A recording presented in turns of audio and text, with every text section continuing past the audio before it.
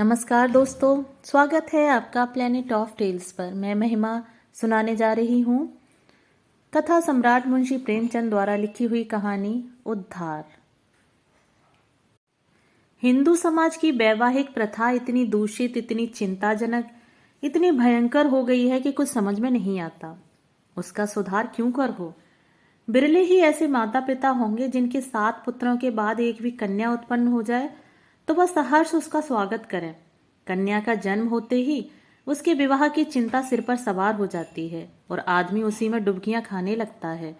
अवस्था इतनी निराशमय और भयानक हो गई है कि ऐसे माता पिताओं की कमी नहीं जो कन्या की मृत्यु पर हृदय से प्रसन्न होते हैं, मानो सिर से बाधा टली। इसका कारण केवल यही है कि दहेज की दर दिन दूनी रात चौगनी, पावस काल के जल गुजरे की 1 या 2 हजारों तक नौबत पहुंच गई है। अभी बहुत दिन नहीं गुजरे कि 1 या 2 हजार रुपए दहेज केवल बड़े घरों की बात थी। छोटी छोटी शादियां 500 से 1 हजार तक तय हो जाती थीं। अब मामूली से मामूली विवाह भी 3-4 हजार के नीचे तय नहीं होते। खर्च का तो यह हाल है और शिक्षित समाज की निर्धनता और दरिद्रता दिन ब दिन बढ़ती जाती है। इसका अंत क्या होगा ईश्वर ही जाने। बेटे 1 दर्जन भी हों तो माता पिता को चिंता नहीं होती। वह अपने ऊपर उनके विवाह भार का अनिवार्य नहीं समझते। यह उसके लिए कंपलसरी विषय नहीं, ऑप्शनल विषय है। होगा तो कर देंगे, नहीं कर देंगे। बेटा खाओ कमाओ, कमाई हो तो विवाह कर लेना। बेटों की कुछ चरित्रता कलंक की बात समझ नहीं जाती, लेकिन कन्या का विवाह तो करना ही पड़ेगा। उससे भागकर कहाँ जाएंगे। अगर विवाह में विलंब हुआ और कन्या के पांव कहीं ऊंचे नीचे पड़ गए तो फिर कुटुंब की नाक कट गई, वह पतित हो गया, टाट बाहर कर दिया गया। अगर वह इस दुर्घटना को सफलता के साथ गुप्त रख सका तब तो कोई बात नहीं, उसको कलंकित करने का किसी का साहस नहीं। लेकिन अभाग्यवश यदि वह उसे छिपा न सका, भंडा फोड़ हो गया, तो फिर माता पिता के लिए, भाई बंधुओं के लिए संसार में मुंह दिखाने को नहीं रहता। कोई अपमान इससे दुस्सह, कोई विपत्ति इससे भीषण नहीं, किसी भी व्याधि की इससे भयंकर कल्पना नहीं की जा सकती। लुत्फ तो यह है कि जो लोग बेटियों के विवाह की कठिनाइयों को भोग चुके होते हैं वही अपने बेटों के विवाह के अवसर पर बिल्कुल भूल जाते हैं कि हमें कितनी ठोकरें खानी पड़ी थीं। जरा भी सहानुभूति नहीं प्रकट करते, बल्कि कन्या के विवाह में जो तावान उठाया था उसे चक्रवृद्धि ब्याज के साथ बेटे के विवाह में वसूल करने पर कटिबद्ध हो जाते हैं। कितने ही माता पिता इसी चिंता को ग्रहण कर लेते हैं। कोई बूढ़े के गले कन्या मढ़कर अपना गला छुड़ाता है। पात्र को पात्र के विचार करने का मौका कहाँ, ठेलम ठेल है। मुंशी गुलजारी लाल ऐसे ही हतभागे पिताओं में थे। यों उनकी स्थिति बुरी न थी, 200-250 रुपए महीने वकालत पीट लेते थे, पर खानदानी आदमी थे। उदार हृदय, बहुत किफायत करने पर भी माकूल बचत न हो सकती थी। संबंधियों का आदर सत्कार न करें तो नहीं बनता, मित्रों की खातिरदारी न करें तो नहीं बनता। फिर ईश्वर के दिए हुए 2 पुत्र थे, उनका पालन पोषण शिक्षण का भार था। क्या करते। पहली कन्या का विवाह टेढ़ी खीर हो रहा था। यह आवश्यक था कि विवाह अच्छे घराने में हो, अन्यथा लोग हंसेंगे, और अच्छे घराने के लिए कम से कम 5 हजार का तखमीना था। उधर पुत्री सयानी होती जाती थी। वह अनाज जो लड़के खाते थे वह भी खाती थी, लेकिन लड़कों को देखो तो जैसे सूखों का रोग लगा हुआ हो। और लड़की शुक्ल पक्ष का चांद हो रही थी। बहुत दौड़ धूप करने पर बेचारे को एक लड़का मिला। बाप आबकारी विभाग में 400 रुपए का नौकर था। लड़का सुशिक्षित। स्त्री से आकर बोले, लड़का तो मिला और घर बार एक भी काटने योग्य नहीं, पर कठिनाई यही है कि लड़का कहता है मैं अपना विवाह न करूंगा। बाप ने समझाया, मैंने कितना समझाया, औरों ने समझाया, पर वह टस से मस नहीं होता। कहता है मैं कभी विवाह न करूंगा। समझ में नहीं आता विवाह से क्यों इतनी घृणा करता है। कोई कारण नहीं बतलाता, बस यही कहता है मेरी इच्छा। माँ बाप का इकलौता लड़का है, उनकी परम इच्छा है कि इसका विवाह हो जाए, पर करें क्या। यूं उन्होंने फलदान तो रख लिया है, पर मुझसे कह दिया है कि लड़का स्वभाव का हठीला है, अगर ना मानेगा तो फलदान आपको लौटा दिया जाएगा। स्त्री ने कहा, तुमने लड़के को एकांत में बुलवाकर पूछा नहीं। गुलजारी लाल, बुलाया था, बैठा रोता रहा, फिर उठकर चला गया। तुमसे क्या कहूं, उसके पैरों पर गिर पड़ा, लेकिन बिना कुछ कहे उठकर चला गया। स्त्री, देखो इस लड़की के पीछे क्या क्या झेलना पड़ता है। गुलजारी लाल, कुछ नहीं, आजकल के लौंडे सैलानी होते हैं। अंग्रेजी पुस्तकों में पढ़ते हैं कि विलायत में कितने ही लोग अविवाहित रहना ही पसंद करते हैं। बस यही सनक सवार हो जाती है कि निर्द्वंद रहने में ही जीवन की सुख और शांति है। जितनी मुसीबतें हैं वह सब विवाह में ही हैं। मैं भी कॉलेज में था तब सोचा करता था कि अकेला रहूंगा और मजे से सैर सपाटा करूंगा। स्त्री है तो वास्तव में बात यही, विवाह ही तो सारी मुसीबतों की जड़ है। तुमने विवाह न किया होता तो क्यों ये चिंताएं होती? मैं भी कंवारी रहती तो चैन करती। इसके 1 महीने बाद मुंशी गुलजारी लाल के पास वर ने यह पत्र लिखा। पूज्य वर, सादर प्रणाम। मैं आज बहुत असमंजस में पढ़कर यह पत्र लिखने का साहस कर रहा हूँ। इस धृष्टता को क्षमा कीजिएगा। आपके जाने के बाद से मेरे पिताजी और माताजी दोनों मुझ पर विवाह करने के लिए नाना प्रकार से दबाव डाल रहे हैं। माताजी रोती हैं, पिताजी नाराज होते हैं। वो समझते हैं कि मैं अपनी जिद के कारण विवाह से भागता हूँ। कदाचिता उन्हें यह भी संदेह हो रहा है कि मेरा चरित्र भ्रष्ट हो गया है। मैं वास्तविक कारण बताते हुए डरता हूँ कि इन लोगों को दुख होगा और आश्चर्य नहीं कि शोक में उनके प्राणों पर ही बन जाए। इसलिए अब तक मैंने जो बात गुप्त रखी थी वह आज विवश होकर आपसे प्रकट करता हूँ और आपसे साग्रह निवेदन करता हूँ कि आप इसे गोपनीय समझिएगा और किसी दशा में भी उन लोगों के कानों में इसकी भनक न पड़ने दीजिएगा। जो होना है वह तो होगा ही। पहले ही से क्यों उन्हें शोक में डुबाऊं? मुझे 5-6 महीनों से यह अनुभव हो रहा है कि मैं क्षय रोग से ग्रसित हूँ। उसके सभी लक्षण प्रकट होते जाते हैं।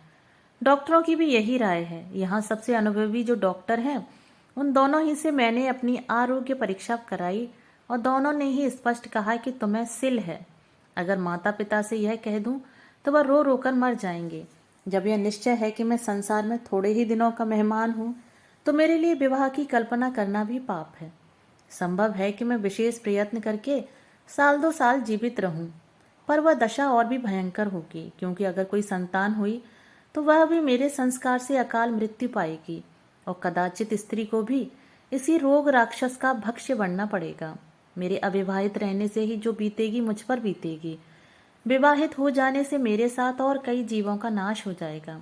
इसलिए आपसे मेरी प्रार्थना है कि मुझे इस बंधन में डालने के लिए आग्रह न कीजिए, अन्यथा आपको पछताना पड़ेगा।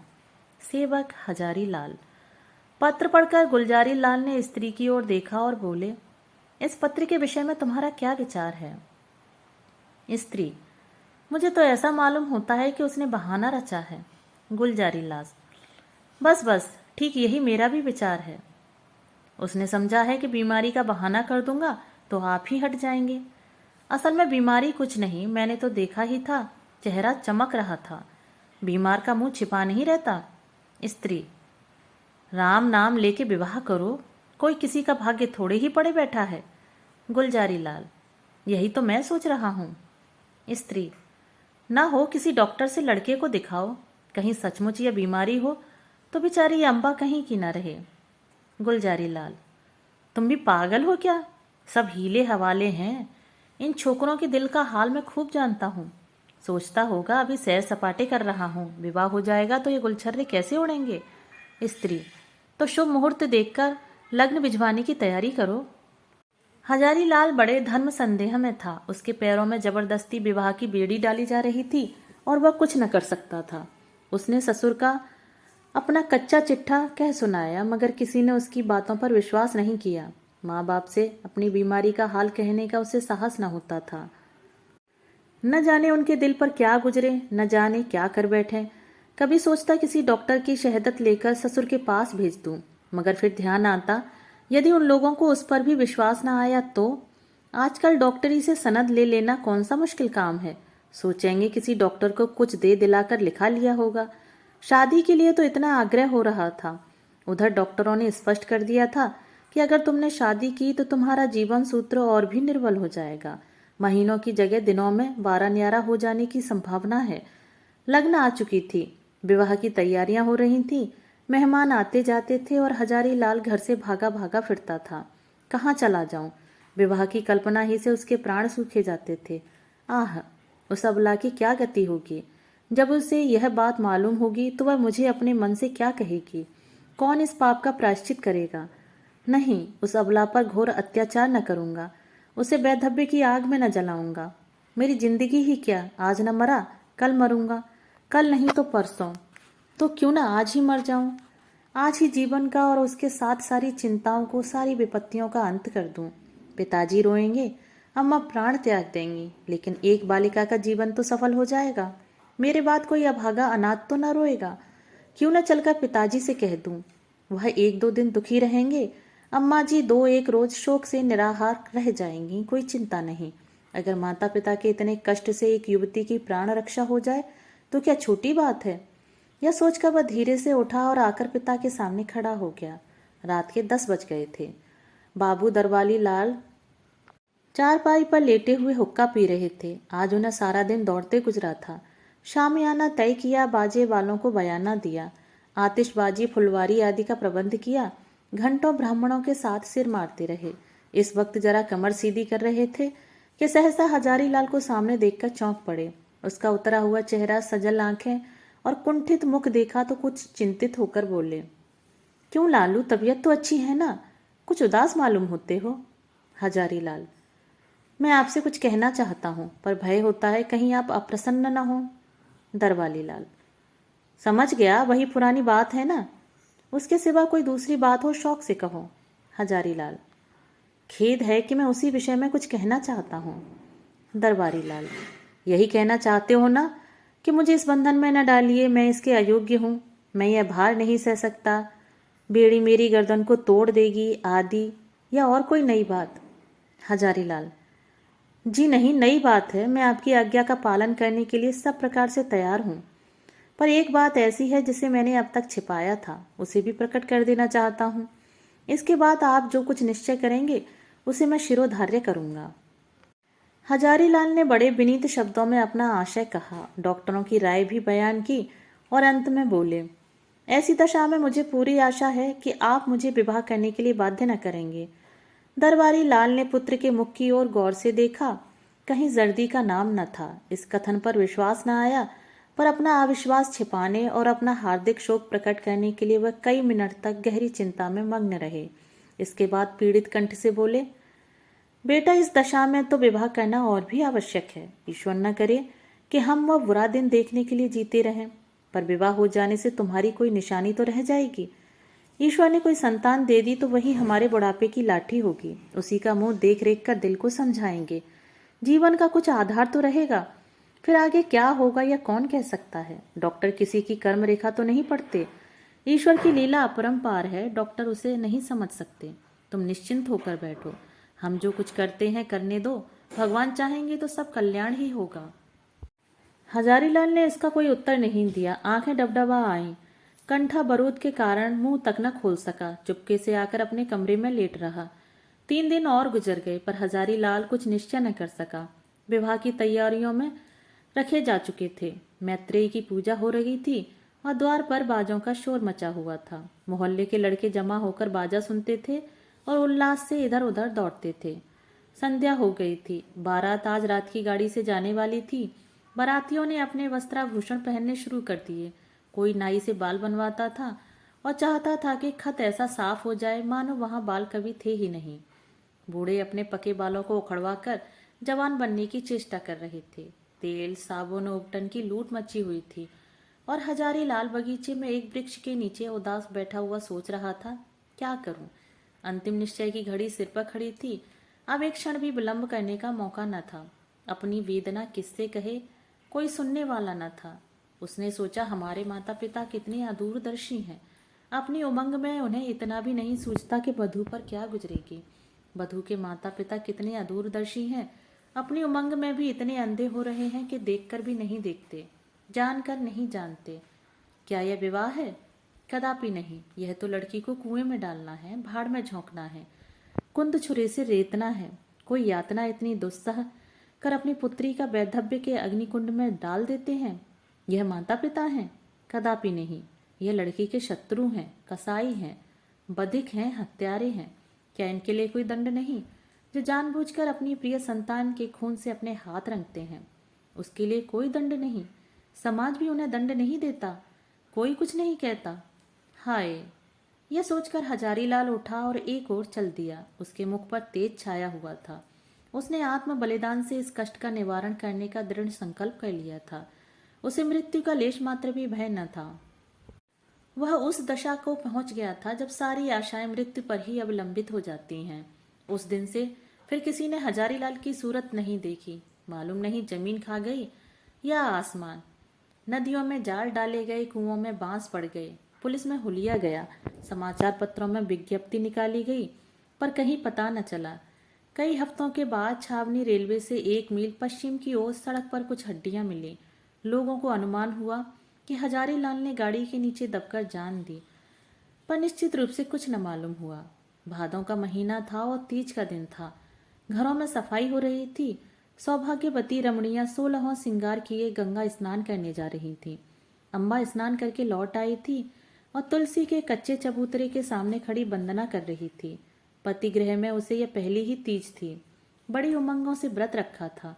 सहसा उसके पति ने अंदर आकर उसे साहस नेत्रों से देखा और बोला, मुंशी दरबारी लाल तुम्हारे कौन होते हैं? यह उनके यहाँ से तुम्हारे लिए तीज पठौनी आई है, अभी डाकिया दे गया है।